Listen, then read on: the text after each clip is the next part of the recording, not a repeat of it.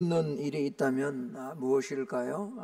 예배자로 하나님 앞에 살아가는 것일 겁니다.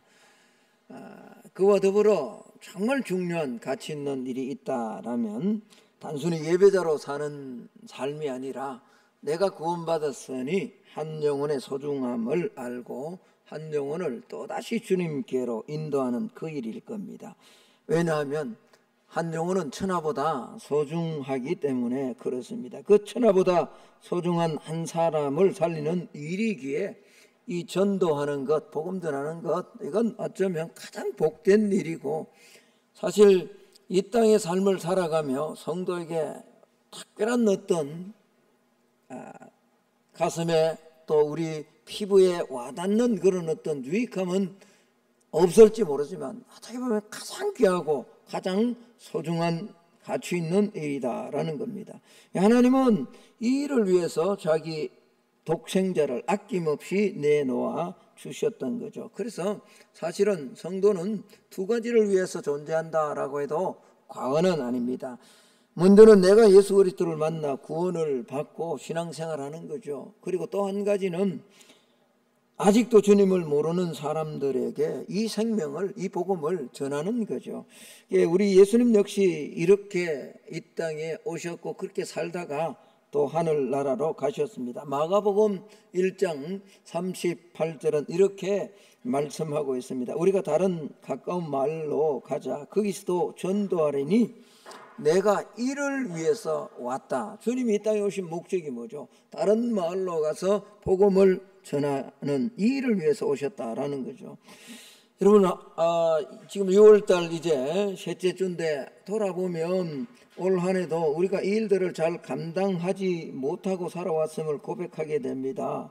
이런 귀한 일을 사실은 우리가 적극적으로 나서고 적극적으로 해야 되는데 그러지 못했다라는 거죠. 그런데 오늘 이런 귀한 일을 효과적으로 잘 감당하는 사람이 바로 본문에 나타난 안드레다라는 겁니다. 먼저 믿고 형제를 예수님께로 인도하여서 하나님 나라 최초의 선교사가 되었다라는 거죠. 세례요한처럼 많은 사람을 전도하지는 않았지만 개인 전도를 통해 베드로를 전도함으로, 자기 형제이지만 베드로를 전도함으로 베드로가 얼마나 놀라운 일들을 감당했나요. 그러니까 어떻게 보면 안드레는 무명의 전도자 같지만 하나님 나라에 가서는 어쩌면 다 크게 칭찬을 받을 그런 인물인지 모릅니다. 오늘날 우리 교회에 이 하나님 나라와 우리 교회 안에 이런 안드레와 같은 사람이 사실 절실하게 필요합니다. 안드레는 어떻게 이런 하나님 앞에 서임받는 그런 성도가 되었는가, 두 가지를 좀 살피면서 오늘 우리도 우리 마음에 다시 한번 영혼을 사랑하고 주님이 어디에 귀한 가치를 두고 계시는가 다시 한번 우리 신앙을 점검하며 참된 가치와 참된 복을 이번 한 주간도 또 누리며 살아가는 저와 여러분이 꼭 되기를 예수님 이름으로 축복합니다. 먼저는 내가 예수님을 경험하고 체험해야 된다라는 거죠. 여러분, 생명을 살리는 이 일, 이 전도자의 사명에 있어서 가장 필요한 것은 확신입니다. 확신. 복음 전하는데 이 확신이 없다면 전할 수가 없는 거죠. 안드레는 원래 세례요한의 제자였습니다. 하루는 자기 스승 세례요한과 함께 있는데 예수님께서 앞을 지나가시는 거죠. 그때 세례요한이 예수님을 가리켜서 보라, 하나님의 어린 양이다 라고 그렇게 말씀을 합니다. 자, 오늘 35절 36절 말씀을 한번 볼까요? 또 이튿날 요한이 자기 제자 중 두 사람과 함께 섰다가 예수께서 근위심을 보고 말하되 보라, 뭐라고요? 하나님의 어린 양이다. 이 이야기, 이 말을 세례 요한으로부터 들었던 두 제자가 곧바로 예수님을 쫓아갑니다. 여러분, 이건 좀 의아하지 않습니까? 왜 하나님의 어린 양이다 라는 이야기를 듣자마자 그냥 두 제자가 예수님을, 그 세례 요한의 제자였는데 세례 요한을 떠나서 예수님을 쫓아갔느냐라는 거죠. 우리는 이해가 잘 안 됩니다. 그러나 이 유대인들에게, 이스라엘 사람들에게 어린 양은 아주 친근한 동물이었습니다. 어린 양은 뭐죠? 죄를 생각나게 하는 거죠.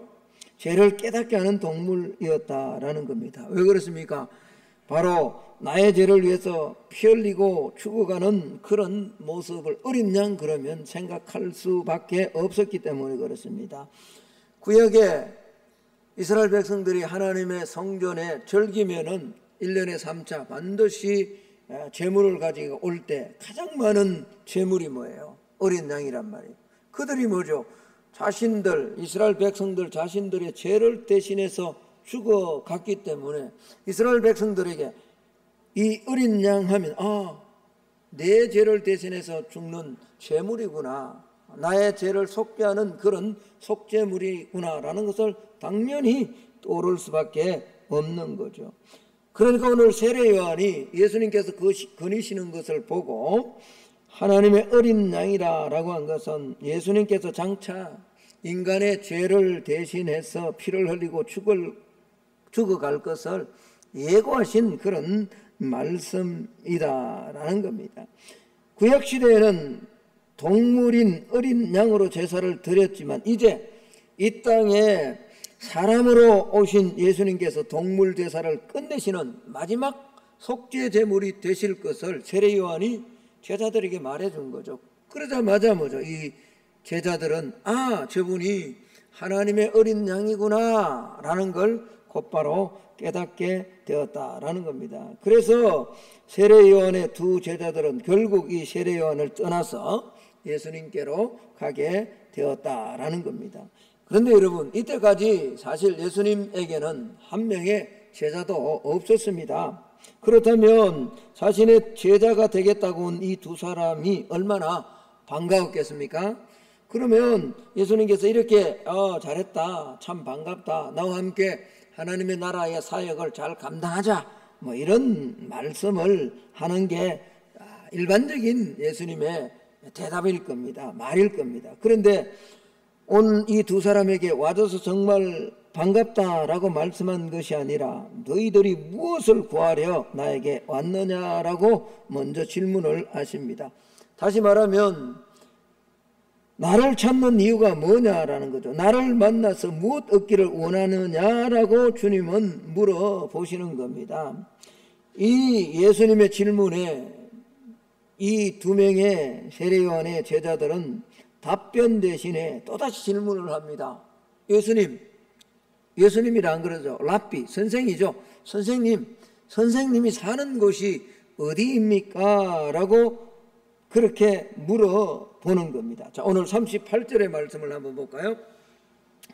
38절의 말씀입니다. 예수께서 돌이켜 그 따르는 것을 보시고 물어 이르시되 무엇을 구하느냐? 그러니까 예수님께서 잘 왔다, 와서 반갑다, 내 제자가 되려고 와서 참 고맙다, 이런 말씀을 하신 것이 아니라 무엇 때문에 왔느냐, 나를 만나서 뭘 원하느냐, 뭘 구하느냐라고 이렇게 질문을 했는데, 그러면 뭘 구하겠습니다, 나는 무엇 때문에 왔습니다 라고 이렇게 제자들이, 세례 요한의 제자들이 말해야 맞는데, 이 세례 요한의 제자들도 그렇게 대답하지 않고 엉뚱하게 뭐죠? 랍비요, 지금 어디 사십니까? 라고 그렇게 질문하고 있다라는 겁니다. 하반절입니다. 이르되 랍비요, 어디 계시오니까 하니, 랍비는 번역하면 선생이라. 여러분, 이 두 사람은요, 예수님이 하나님의 어린 양이라고 하는 이 세례 요한의 이야기를 듣고 예수님이 이제 옛 시대를 마감하고 새로운 시대를 시작하는 분이라는 기대를 언제시 갖고 찾아갔지만, 그러나 막상 무엇 때문에 나를 찾았느냐라는 이 예수님의 질문 앞에 정확하게 자신이 내가 무엇 때문에 예수님을 따라왔습니다라는 대답할 확신이 없는 거죠. 그래서 뭐죠?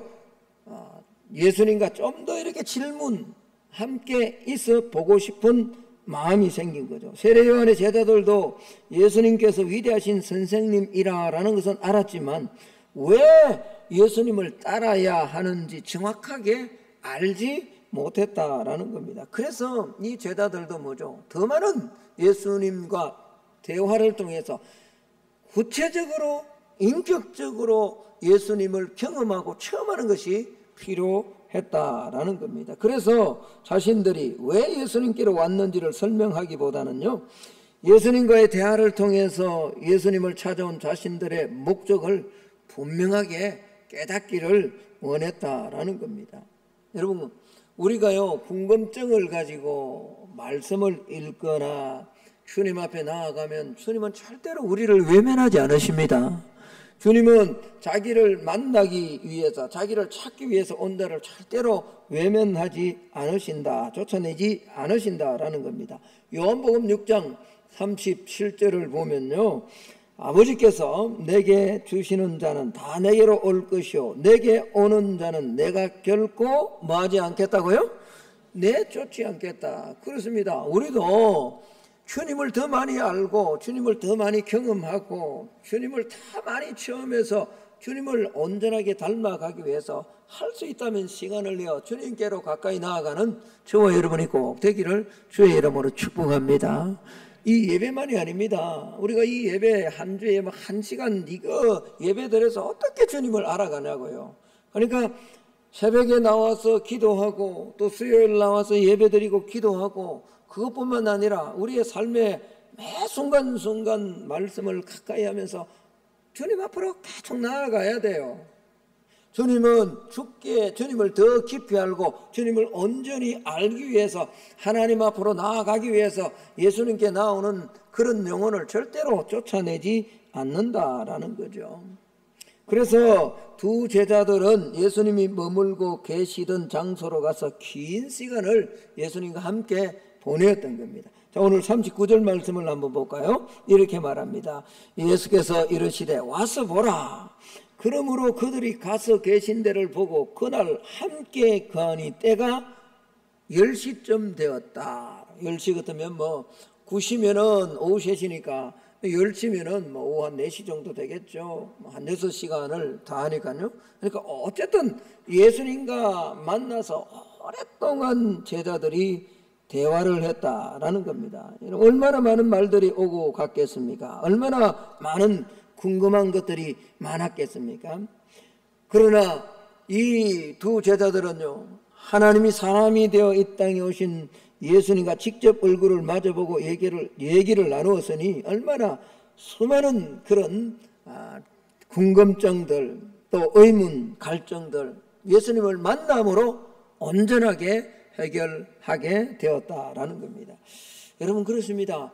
저와 여러분도 날마다 더 깊이 더 많이 주님을 만나는 경험이 있기를 예수님 이름으로 축복합니다. 그래야 우리가 의문점, 신앙생활 하다가 의문점이 얼마나 많냐고요. 얼마나 이해되지 않는 부분이 많냐고요. 이해 다 된다면 다 예수 믿겠죠. 그러나 우리가 믿었음에도 불구하고 이해되지 않는 많은 부분들이 있습니다. 그 많은 부분들은 우리가 주님 앞에 나아가서 주님과 대화하고 기도하고 말씀 앞에 겸손하게 인격적으로 설 때 주님은 성령으로 음성으로 들려주는 거거든요. 요한복음 4장에 보면 사마리아 여인의 이야기가 나옵니다. 여러분, 이 여인은 이 세상을 살아가면서 육체적으로 또 정신적으로 영적으로 많은 갈증이 있었던 사람이었습니다. 그래서 육체의 갈증을 해결하기 위해서 지금 물을 뜨러 아무도 보지 않는 그 한낮에 나왔던 거죠. 또 사랑에 목말라 했기에 남편을 5이나 두었지만 여전히 그 사랑은, 정신적 갈증은 해소되지 않았습니다. 뿐만 아니라 자신만이 아는 죄로 인해서 괴로워했기에 어디서 예배를 드려야 되는가, 바른 예배가 어떤 것인가 궁금했던 거죠. 그런데 이 여인이 우물가에서 예수님을 만나 긴 대화를 나눌 수 있는 참으로 놀라운 기회를 얻게 된 거죠. 물론 이것은 예수님께서 예상하시고 예견하시고 계획하시고 그 길로 가셨습니다. 우리가 잘 아는 것처럼 당시의 유대인들은 그 사마리아 지역을 통과하지 않습니다. 돌아서 갔잖아요. 그런데 그럼에도 불구하고 예수님은 계획적으로 그 사마리아 지역을 통과했다라고 성경이 기록하고 있습니다. 그런데 이 여인이 뭐죠? 예수님과 긴 대화를 하는 가운데 예수님께서 그 여인 안에 있는 육체적 갈증, 정신적 갈증, 영적 갈증을 정확하게 본 거죠. 그러면서 주님은 이렇게 말씀하십니다. 요한복음 4장 14절의 말씀입니다. 우리 같이 한번 읽어봅니다. 시작. 내가 주는 물을 마시는 자는 영원히 목마르지 아니하리니 내가 주는 물은 그 속에서 영생하도록 솟아나는 샘물이 되리라. 할렐루야. 그렇습니다. 주님이 주시는 물을 마셔야 됩니다. 주님을 만나야 됩니다. 그래야 저와 여러분 안에 있는 갈증도 다 해결될 수 있습니다. 오늘 예배로 올라온 저와 여러분 안에도 갈증이 있죠. 물질에 대한 갈증, 자녀가 잘 되는 갈증, 자녀가 온전히 세워지는 이런 갈증, 정신적으로 좀 평안, 영적으로 참 복을, 하나님의 성령의 충만함을 누리는 이런 영적인 그런 갈증들이 다 있잖아요. 이런 육적인 갈증, 정신적인 갈증, 영적인 갈증은 세상의 것으로 아무리 채워도 해결되지 않습니다. 해소되지 않습니다. 이 갈증이 해결될 수 있는 유일한 방법은 뭐죠? 예수 그리스도를 만나는 거예요. 인격적으로 주님을 만나는 거예요. 우리가 복음을 전하고 전도하고 대신자 작정을 하기 전에 가장 먼저 해야 될 일이 뭐냐? 그건 다름이 아니라 저와 여러분이 먼저 예수님을 만나는 거예요. 오늘 이 예배를 통해서도 다시 한번 예수님을 경험하고 체험하는 거예요. 할렐루야. 주님이 여전히 나와 함께 하시는구나. 주님이 여전히 나의 구주가 되시는구나. 이를 경험하는 거죠. 그리고 이 여인은요, 그 대화를 통해서 주님이 말씀하시는 이 말씀을 통해서 마침내 놀라운 진리를 발견하게 된 거죠. 다시 말하면 수백 년 동안 그렇게 기다려왔던 메시아, 즉 구원자가 자기 앞에 얼굴을 마주보고 이야기하고 계시는 이 예수님이란 사실을 발견하게 깨닫게 된 거죠. 여러분, 이게 참 중요합니다. 우리가 예배를 수없이 드리는데도요, 어느 날 언젠가 성령이 내게 은혜를 주시면요, 그게 내 안에 꽉 다가오는 그런 은혜가 있을 때가 있습니다. 할렐루야. 오늘도 누군가에게는 그런 은혜가 임하기를 축복합니다. 우리 다 그렇게 하면 얼마나 좋겠어요. 뒤집어지겠죠, 우리 성만교회가. 그러나 성령은 그렇게 역사를 하지 않기 때문에, 때가 있기 때문에, 그러나 반드시 그런 때가 있습니다. 말씀을 듣다가 예배를 드리다가 전도를 하다가 나도 모르게 야, 정말 이 예수 그리스도가 구주시구나. 뭐 저도 그러잖아요. 그걸 알았기 때문에 이 옛 삶을 청산하고 주께로 돌아와 목회 사역을 하는 거거든요. 이걸 경험해야 된단 말이에요. 너무너무 중요합니다. 그리고 이 여인은 원래 사람들 만나는 것이 별로 좋아하지 않는 여인이었습니다. 왜? 남편이 다섯이나. 그러니까 뭐 요즘 우리도 마찬가지입니다만 그렇게 이런 사람들은 항상 남의 입에 오르내리는 그런 먹잇감이 되기 때문에, 씹히는 대상이 되기 때문에 사람들 만나는 걸 별로 좋아하지 않는다고요. 그런데 뭐죠? 진리를 딱 경험하고 예수 그리스도를 정확하게 만나고 났더니 물동이를 버려두고 어떻게 해요? 곧바로 어디로 갑니까? 동네로 가잖아요. 그리고는 뭐죠? 내가 메시아를 만났다라고 그렇게 전하는 거죠. 여러분, 그렇습니다. 내가 본 것과 들은 것이 있을 때 확신 있는 증거, 전도가 가능하다라는 겁니다. 여러분, 이것은 다른 말로 말하면요, 내 안에 구원의 확신이 생길 때, 다시 말하면 예수님이 그리스도다라는 이 분명한 확신이 내 안에 쓸 때 나도 복음을 전할 수 있다라는. 그러므로 오늘 예배드리는 저와 여러분 안에도 이 체험, 이 경험이 다시 한번 여러분의 심령 가운데 채워지기를 주의 이름으로 축복합니다. 오늘 이 두 제자들도 마찬가지예요. 예수님을 만나서 함께 보내게 되었습니다. 이 만남이 안드레를 완전히 송두리째 바꾸어 버린 거거든요. 안드레도 처음에는 예수님이 단지 이스라엘의 선생 정도로만 생각하고 있었습니다. 그러나 예수님을 개인적으로 분명하게 알고 난 다음에 그의 입술의 고백이 달라지잖아요. 랍비가 뭐죠? 메시아로 바뀌는 거예요. 자, 38절에는 랍비여 어디 계시오니까 라고 했지만요, 41절로 한번 가볼까요? 우리 같이 한번 읽습니다. 그가 먼저 자기의 형제 시몬을 찾아 말하되, 우리가 누구를 만났다고요? 랍비가 아닙니다. 일개 선생이 아닙니다.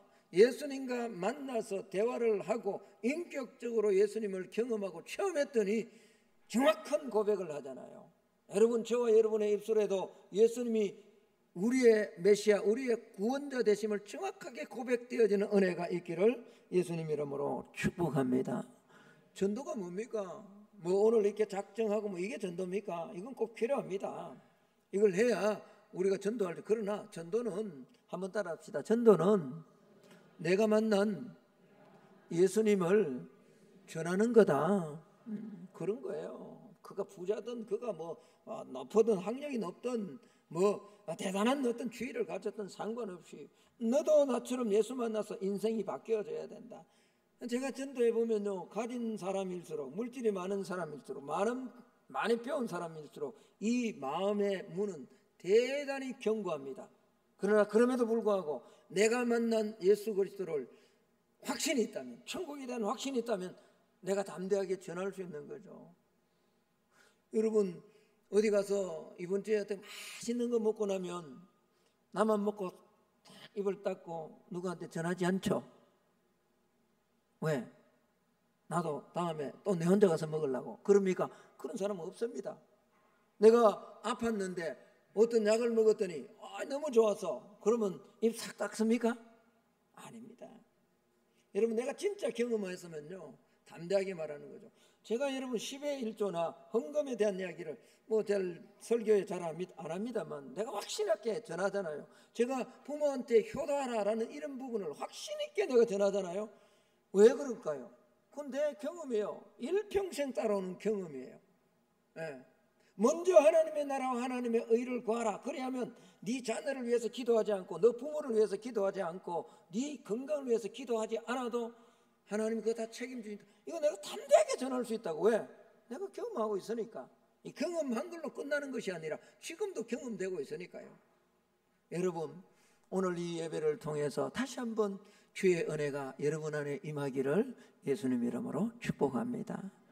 이 두 제자가요 그렇게 예수님을 딱 만나니까, 인격적으로 만나니까 이제 안드레가 완전히 바뀐 거죠. 자, 이 두 번째, 개인적 만남은 반드시 관계 전도로 이어진다라는 겁니다. 이 최초의 전도자였던 안드레는 다름이 아니라 자기 형에게, 베드로에게 찾아가 복음을 전했습니다. 여러분, 우리가 전하는 전도의 방법들은 다양함이 있습니다. 그러나 우리 뭐 여리고 전도대 나가 복음을 전하기도 하고요, 또 다양한 방법으로 복음을 전합니다. 그런데 참 21세기에 정말 중요한 전도는 다름이 아니라 관계 전도입니다. 관계 전도. 다시 말하면 내가 알고 있는 사람에게 복음을 전하는 거죠. 이런 면에서 좋은 관계를 맺을 수 있는 최고의 대상은 뭐 가족이겠죠. 뭐 내 가족 가운데 여전히 예수 믿지 않는 그런 가족들이 있기 때문에 그렇습니다. 최초의 전도가 바로 가족 전도였다는 사실을 우리는 꼭 주목해야 됩니다. 사도행전 16장에서 주님도 그렇게 말씀하셨습니다.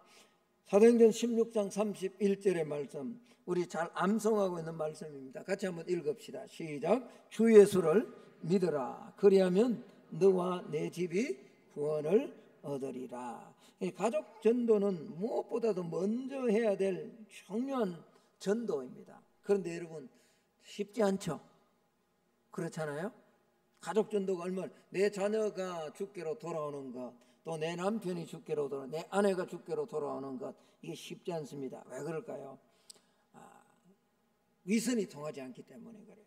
위선이 통하지. 제가 지난주에 경건에 대해서 쭉 설명을 하고 말씀을 듣고 집에 갔더니 우리 집에 또 식구가 그런 이야기를 해요. 요즘은 경건한 것 같아요. 왜? 보니까. 그러니까 통하지 않습니다. 이게 위선, 거짓이 통하지 않습니다. 설교할 때는 뭐 여러분 제가 아무렇게 살고 집에서 큰 소리 치고 뭐 우리 자녀들한테 막 폭언을 하고 그렇게 해도 모릅니다. 그렇죠. 이층에서도 몰라요. 우리 부목사님도 몰라요. 내가 무슨 짓을 하는지 모른다고요. 그래서 여기 와서 뭐 전혀 안 그런 척 그렇게, 내가 그랬단 말이 아니에요. 오해하시면 안 돼요. 절대로 그런 사람 아니에요. 근데 그렇게 했다 할지라도 여기 와서 얼마든지 그렇게 설교할 수 있잖아요. 이건 다 통해요. 가식이 통한 거 위선이 통한다고요. 여러분이 한 주 동안 살아오면서 나가 사람들과 만나며 거짓말하고 때로는 내 유익을 위해서 그리스도인임에도 불구하고 하지 말아야 될 행동들을 할 수도 있습니다. 그리고 와서는 아무런 문제 없는 것처럼 장로로 권사로 집사로 성도로 그냥 거룩한 척 할 수 있습니다. 그러나 가정은 그런 곳이 아니에요. 가정은 어느 유행가 가사처럼 모든 위선의 거짓의 옷을 다 벗는 곳이 가정이에요. 안 벗으려고 해도 어쩔 수 없이 벗게 되는 게 가정이잖아요. 그러니까 이 가족 전도가 사실은 가장 먼저 해야 될 이 전도지만요, 사실 굉장히 힘들고 어려운 거죠. 왜냐하니까 삶의 변화가 동반되어야 가능하기 때문에 그렇습니다. 여러분, 이런 의미에서 베드로가 쉽게 동생의 제안을 따라 나온 것을 보면 안드레는 아마 평소 베드로와 좋은 관계를 맺고 있었던 것 같아요. 형제가 서로 우애 있고 사랑하고 신뢰가 있었다라는 것을 알 수 있죠. 그러나 이것이 잘 안 되면 오히려 가족이 길을 막는 거예요. 여러분, 제가 요즘 어느 한 목사님의 설교를 참 많이 듣는데요. 아침에도 듣고 새벽에 설교 마치고 가면 또 듣고 하는데 이분 이야기가 그런 거예요. 어디 나가서 제발 예수 믿는다는 소리 하지 말라는 거예요. 그 예수 믿는 사람은 안 믿어도 반드시 함께 있으면 드러나게 되어 있다는 거예요. 그러니까 나 뭐 장로다, 나 목사다 이런 이야기 하지 마. 목사다 그래놓고는 어디 가가지고 뭐 물건 사면서 깎고 그러면 차라리 안 하는 것보다 훨씬 못하다는 거예요. 그래서 이 목사님은 강조합니다. 조회수가 뭐 아침에 딱 하면 바로 5천 회가 넘는 그런 목사님이에요. 근데 어디 나가 성도들에게 얼마나 어디 나가서 자기 교회 이름을 대면서 나 어느 교회 다닌다 이런 얘기 제발 하지 말라는 거예요. 나는 어느 교회 장로라는 말 하지 말라는 거예요. 왜? 그것 때문에 오히려 길이 막힌다는 거예요. 얼마나 힘드냐고요. 얼마나 어렵냐는 거예요. 물론 우리가 다 완벽하지는 않습니다. 그럼에도 불구하고 오늘 우리는 이 가족 전도, 관계 전도를 위해서 우리의 신앙을 온전하게 세워나갈 필요가 있습니다. 물론 여러분, 이 가족이라는 말은요, 우리 육신적인 가족만 생각하면 절대 안 됩니다. 우리는 이 가족의 개념이 확대되어야 됩니다. 다시 말하면요, 내가 예수를 믿는데 내 주변에 아직까지 예수와 교회와 연관되지 않은 모든 사람은 잠재적 가족이 되는 거예요. 영적 가족이 되는 거예요. 그래서 우리는 오늘 태신자를 작정한다 그러잖아요. 태신자가 뭐예요? 신자가 아니에요. 태 안에 있는 신자. 그게 밖으로 나올 때 진짜 신자가 되는 거죠. 그래서 아직까지 교회를 출입하지 못하지만 그들을 놓고 우리가 기도한다라는 말입니다. 여러분, 그리스도인과 구원받지 못한 사람과의 이 친분 관계가 구원받지 못한 사람들을 그리스도께로 인도하는 가장 효과적인 방법임을 우리는 꼭 기억해야 됩니다. 그래서 오늘 안드레는 믿는 즉시 주저하지 않고 시몬을 전도하는 거죠. 41절을 한번 볼까요? 이렇게 말합니다. 그가 먼저 자기의 형제 시몬을 찾아 말하되 우리가 누구를 만났다고요? 메시아. 자기가 메시아를 만났고 변화되었으니까 말이죠. 이런 관계 전도가 이루어졌다라는 겁니다. 그런데 안드레는 이 찾아가는 전도를 했고요, 계획적인 전도였음을 보여줍니다. 다시 말하면 정확하게 내가 가장 먼저 누구한테 복음 전하는 것이 효과적인가를 안드레는 알고 있었습니다. 그게 뭐냐? 다름이 아니라 자기의 형제 베드로라는 사실이죠. 그렇습니다. 여러분, 전도는 우리가 고기 잡는 것과 꼭 같습니다. 그냥 낚싯대만 그냥 톡 데려놨고 그냥 이렇게 하면 사실은 이 고기가 낚시가 잘 잡히지 않죠. 저는 낚시에 대해서 뭐 그걸 취미가 없습니다만 어종이 어떤 것인가, 날씨가 어떤가, 물때는 이런 것들을 고려하면서 밑밥을 뭐 지렁이를 할 것인가, 아니면 갯지렁이를 할 것인가, 아니면 떡밥을 할 것인가, 이런 것들을 다 생각하고 던져 넣어야죠. 그래야 잡히는 거죠. 그래도 넓은 바다 가운데 고기가 잡힌다는 게 그게 참 기적과 같은 거잖아요. 근데요, 아무런 계획 없이 그렇게 집어넣는다면 잘 절대로 낚을 수 없는 거죠. 우리 주변에도요, 전도 대상자들을 정하고 맞춤 전도로 접근을 해야 됩니다. 옆집에 이사 온 사람이 있다면 번개같이 찾아가서 반갑게 말을 해야 됩니다. 에이, 나는 뭐 이웃과 상관없어. 그러면 절대 전도하지 못하는 거죠. 갑자기 어려운 일을 당한 사람이 있다면요, 여러분 정말 도와주며 그에게 가서 내 물질이나 내 마음이나 이런 것들 도와주며 전도를 해야 되고요. 갑자기 억울한 일을 당하거나 슬픈 일을 당한 사람이 있다면 정말 겸손하게 낮은 자세로 가서 격려해주고 위로해 줘야 되는 거죠. 실패나 좌절에 빠져 있는 사람은 찾아가서 그렇게 세워주며 오랫동안, 여러분 아마 저뿐만이 아니라 우리 장로님 권사님들 가운데도 이게 직분이 오래되면 오래될수록 세상 사람들과 신분과 관계가 점점 멀어지기 때문에 이들을 전도하는 것이 얼마나 어려운지 모릅니다. 저는 제 친구 하나를, 뭐 하나가 아니죠, 한 3명 정도는 끊임없이 제가 한 잊을만 하면 부릅니다. 불러서 내가 밥 사기도 하고 또 뭐 함께 차도 마시면서 교제도 하고 끊임없이 해야 됩니다. 지금 10년째를 하고 있어요. 아니, 한 친구는요 지금 한 30여 년 넘게 지금 그렇게 하고 있습니다. 그럼에도 불구하고 정말 이 복음 전하고 그 마음의 문을 연다는 것이 얼마나 힘들고 어려운지 모릅니다. 그러나 우리는 계획을 가지고 복음을 전거해야 된다라는 거죠. 여러분, 하나님의 관심이 있는 한 영혼에 대한 비전이 저와 여러분에게 생겨나기를 주의 이름으로 축복합니다. 우리가 복음을 전거하고 그렇게 삶을 살아가면 우리의 삶에 필요한 것은 하나님이 반드시 채워줍니다. 여러분, 앞으로 우리는 오늘 이 시간 대상자를 정하고요, 또 하반기에 이 대신자 초청하는 날짜까지 짧은 시간이지만요, 민감하게 그들의 관심에, 그들의 필요에 민감하게 껴 있어야 됩니다. 하나님께 전도의 문, 심령의 문을 열어달라고 끊임없이 매달려야 됩니다. 그냥 작정하고 적어낸다고 그가 오는 것이 아니잖아요. 얼마나 기도하고 또 기도해야 됩니다. 전도는요, 예수님께서 성천하시기 전에 그의 제자들에게 마지막 부탁하신 말씀입니다. 그러므로 해도 되고 하지 않아도 되는 것이 아닙니다. 그리스도인이라면 누구나 반드시 해야 될 일입니다. 우리는 베드로와 같은 대전도자는 못 되지만 안드레와 같이 그렇게 전도는 할 수 있잖아요. 내 주변에, 내 이웃에. 베드로는 한 번 설교하면 뭐 3,000명, 5,000명이 회개하는, 그래서 참 대전도자가 되었습니다. 그러나 우리가 그렇게 하나님 앞에 쓰임받지는 못한다 할지라도 안드레처럼 조용히 자기 가족, 주변의 이웃에게는 복음을 전할 수 있잖아요.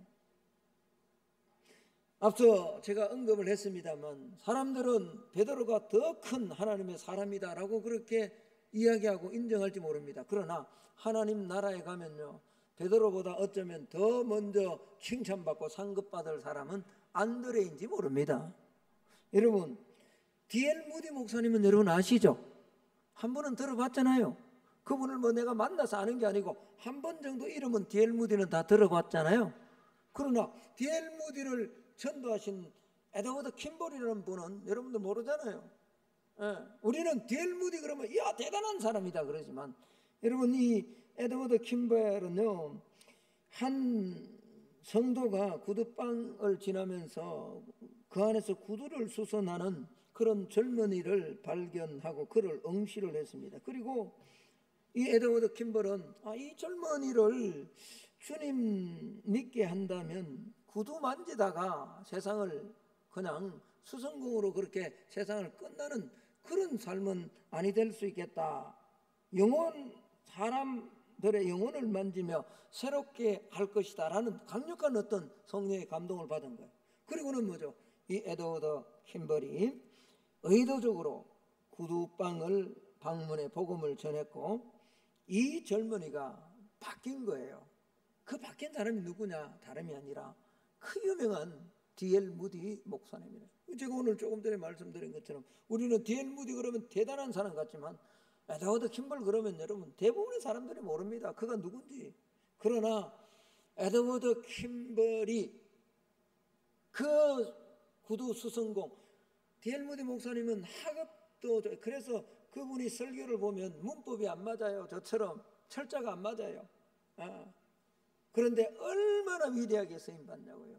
그런데 D.L. 무디 목사님보다 어쩌면 하나님 나라에 갔을 때 더 칭찬받고 하나님 앞에 큰 상급을 받을 사람은 에드워드 킴벌인지도 모릅니다. 오늘날 우리에게는요, 안드레와 같은 성도가 필요합니다. 에드워드 킴벌과 같은 성도가 필요합니다. 진리를 알면 진리를 위해 결단하고 희생할 줄 아는 정거의 사람이죠. 여러분 모두가 나의 개방, 나의 베드로를 찾는 안드레와 같은 성도의 삶을 살아가는 저와 여러분이 꼭 되기를 주의 이름으로 축복합니다. 말씀의 결론을 맺습니다. 한번 띄워주실래요? 마지막 전하면 행복합니다. 한번 영상에 한번 띄워주세요. 같이 한번 읽읍시다. 시작. 전하면 행복합니다. 전하면 뜨거워집니다. 전하면 건강해집니다. 전하면요 축복받습니다. 여러분 정말로 목사님 나는 지금 내 삶에 이런저런 기도의 제목도 많은데 맞습니다. 그런 기도도 해야 됩니다. 그러나 우리가 하나님이 가장 기뻐하는 이 일에 동참하면서 작정하고 전하면 행복하고 전하면 뜨거워지고 전하면 건강해지고 전하면 축복받는다는 사실을 꼭 기억하고 기쁨으로 오늘 이 작정세 여러분의 태신자들을 작정하고 그들을 위해서 기도하는 저와 여러분이 꼭 되기를 예수님 이름으로 축복합니다.